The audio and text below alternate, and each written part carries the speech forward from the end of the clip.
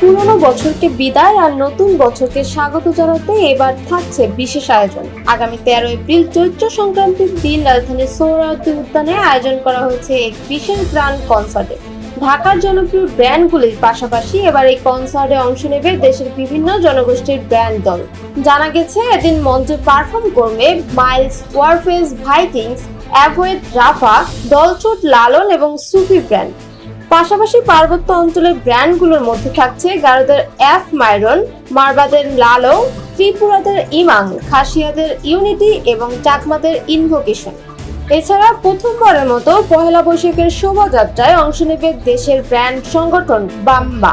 বিশ্ব শান্তির বার্তা পৌঁছে দিতে এবং ফিলিস্তিনি ইসরায়েলের মামলার প্রতিবাদে জানিয়েছেন সকল মিউজিশিয়ান একসঙ্গে গাইবেন প্রতিবাদী সঙ্গীত। From the river to the sea, Palestine will be free.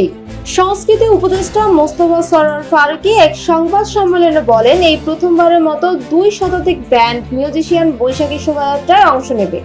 বিভিন্ন জাতি গোষ্ঠীর প্রতিনিধিত্ব থাকবে সেখানে। পৃথিবীর শান্তি কামনা এবং নিপীড়িত ফিলিস্তিনের প্রতি সংহতি জানিয়ে এই সম্মিলিত গান পরিবেশন করবেন তারা।